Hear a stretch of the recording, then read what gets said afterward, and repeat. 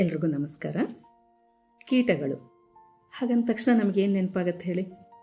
ಜೇನ್ನೊಣ, ಮಿಡತೆಗಳು, ಚಿಟ್ಟೆಗಳು, ಗೆದ್ದಲುಗಳು, ಹಾಗೆ ಸೊಳ್ಳೆ, ನೊಣ, ಜಿರಳೆ ಇತ್ಯಾದಿ ಇತ್ಯಾದಿ.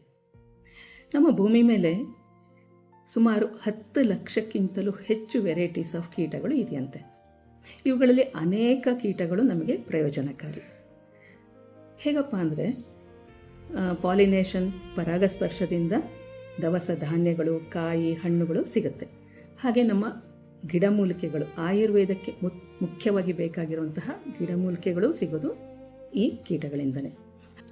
ಒಂದು ವಿಜ್ಞಾನಿಗಳ ಅಧ್ಯಯನದ ಪ್ರಕಾರ ಕೀಟಗಳು ನಮ್ಮ ಭೂಮಿ ಮೇಲಿಂದ ಎಕ್ಸ್ಟಿಂಗ್ವಿಷ್ ಅಂದರೆ ನಾಶವಾಗಿ ಹೋದರೆ ನಮ್ಮ ಭೂಮಿಯ ಉಳಿವಿಗೆ ಸಂಚಕಾರ ಬರುತ್ತೆ ಅಂತ ಹೇಳ್ತಾರೆ.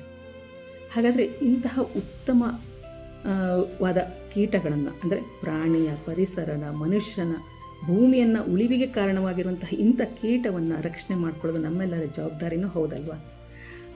ಹಾಗೆ ಉಳಿಸ್ಬೇಕು ಅಂದರೆ ಅದರ ಜೀವನ ಶೈಲಿಯನ್ನು, ಅದರ ವಿಚಾರಗಳನ್ನು ಸಂಪೂರ್ಣವಾಗಿ ತಿಳ್ಕೋಬೇಕಲ್ವ?